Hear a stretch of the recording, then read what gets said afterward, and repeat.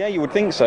He doesn't really move like a horse that needs a softer surface as he had at Lingfield, and he'd got good form on a quicker surface last year as a 2-year-old. One of the things that I like about him is the level of form that he got to as a 2-year-old, despite looking like a horse who would flourish at 3.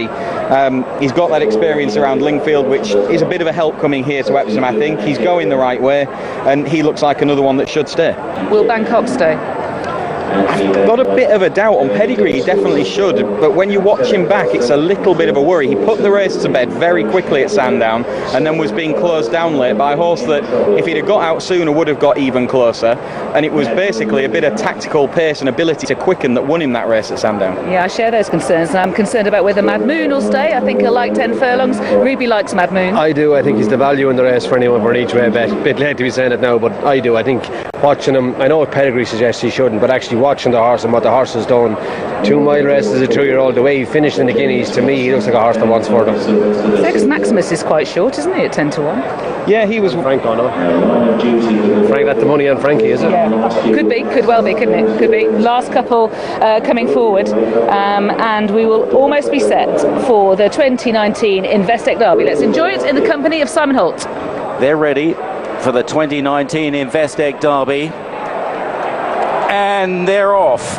Racing away from the 1.5-mile start, Broome and Humanitarian were a little bit slow to go. Telecaster is out boldly, so too Anthony Van Dyke and Circus Maximus ridden forward, with Norway in the white cap towards the outside. They're chased by Line of Duty, and then Mad Moon midfield with Japan and Bangkok, and Sir Dragonet on the outside, Hiroshima. Broome is second last, and Humanitarian is the early back marker as they race right-handed through a few shadows, and it's now Sovereign that bounds on as they cross across to the inside, and Sovereign leading the way as they go up the hill by a couple of lengths or so to second place Norway. They're tracked by Telecaster and Circus Maximus, another 2 lengths to Line of Duty on the inside of Sir Dragonet, and they're getting quite well strung out as they climb the hill. Further back is Anthony Van Dyke alongside Bangkok, and then Mad Moon together with Japan, Hiroshima, Broome and Humanitarian as they now race inside the final mile. So the pace looking earnest here, it's looking strong, and it's set by Sovereign, one of the Aidan O'Brien 7 runners, leading the Ballydoyle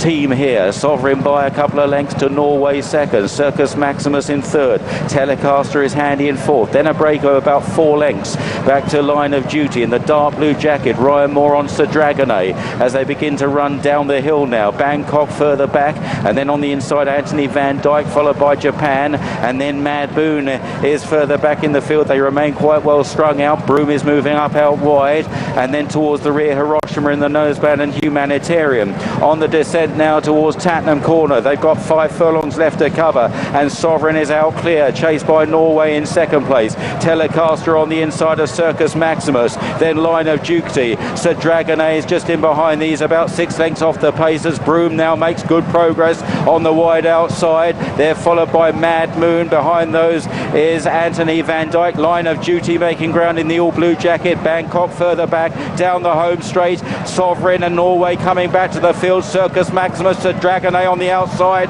Mad Moon is right there now inside the final 2 furlongs. Mad Moon and Sir Dragonet chased by Broome in third, then Anthony Van Dyke down the outside. Japan is running on well. Mad Moon and Sir Dragonet fighting it out. Anthony Van Dyke on the far side inside the final furlong. Anthony Van Dyke, Sir Dragonet and Mad Moon racing up towards the line on the near side. Japan with Broome. Anthony Van Dyke has won it. Anthony Van Dyke is another win in the Derby for Ballydoyle. A Ballydoyle bonanza. Real close for the miners. Japan out wide of Broome, Sir Dragonet and Mad Moon. Very close for second, third, fourth and fifth.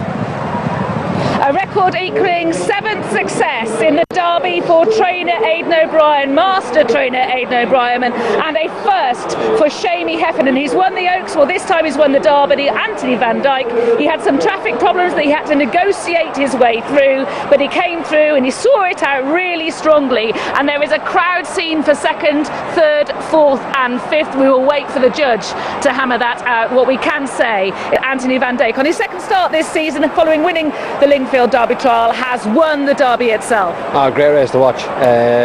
Great race to watch. Sovereign Buck Down went a really good gallop, made it a very fair race for the whole field, and it was a great race to watch. A brilliant result for Shamey Heffernan. I mean, he's in Ballydoyle for God, I don't know how long, and to come and win a Derby and Anthony Van Dyke. He's come from behind the others. I thought Mad Moon had been produced brilliantly by Chris Hayes to chin Sir Dragonet, and then you had Japan and Broome coming down the outside. It was a wonderful race to watch.